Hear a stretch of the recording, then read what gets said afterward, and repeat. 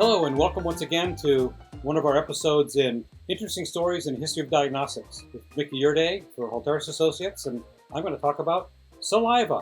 Saliva is an interesting compound, really a series of compounds. It's composed of secretions of the minor and major salivary gland, as well as mucosal transudations, gingival and clavicular fluids, clavicular fluid being between the tooth and the gum there, and serum and other blood derivatives, epithelial cells, bacteria, viruses, and even fungi are present in saliva at various stages. In fact, there are approximately 700 different organisms known to live in the human mouth.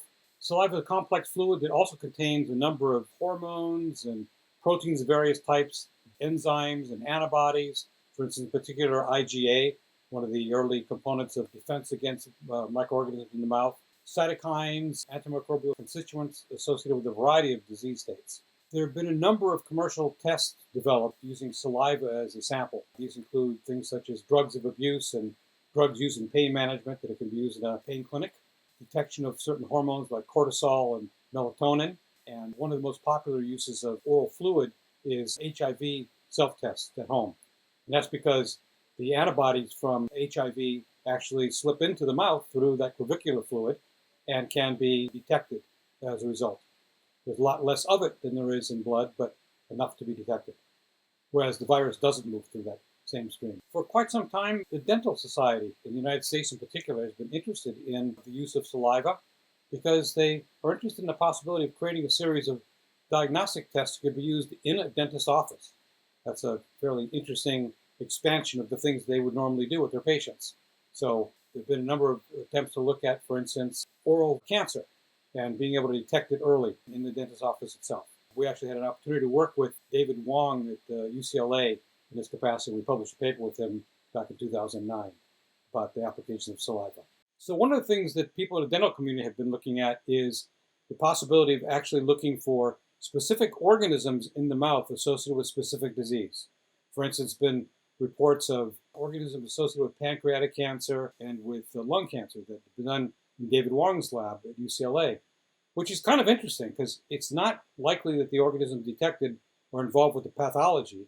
It's that the growth conditions in the mouth have changed because of the disease that gives you this different presence of organisms, which is more of a correlation than a causation.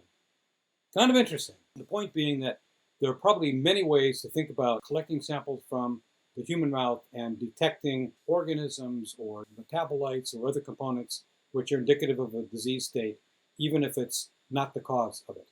Saliva has become particularly interesting to the medical community over the course of the last 2 years because of its use in the detection of SARS-CoV-2 in the mouth. There are tests which have been developed based on the use of saliva. For instance, Yale University has what they call the SalivaDirect program. They developed a protocol that went through the EUA process at the FDA. It's being used by more than 100 laboratories that involve taking a saliva sample and conducting PCR for SARS-CoV-2.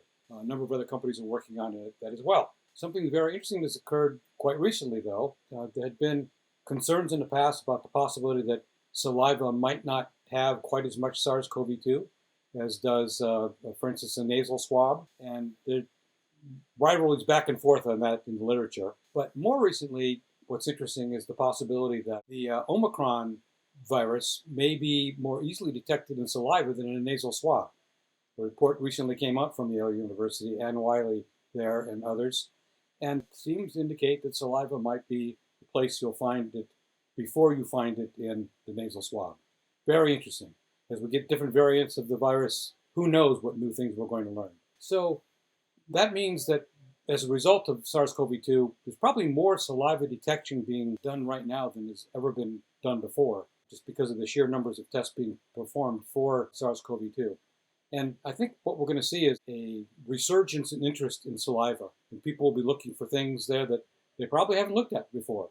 And the potential expansion of saliva as a convenient sample will be the result. It is really very easy. We've done a lot of work in this area looking at the process of collecting sample by spitting into a tube. In fact, if you go on our website, you'll find a couple of instructions for use in video form on how to do that properly. It's pretty straightforward, especially compared to taking a swab in your throat or way up your nose. This is a pretty straightforward method for collecting of samples.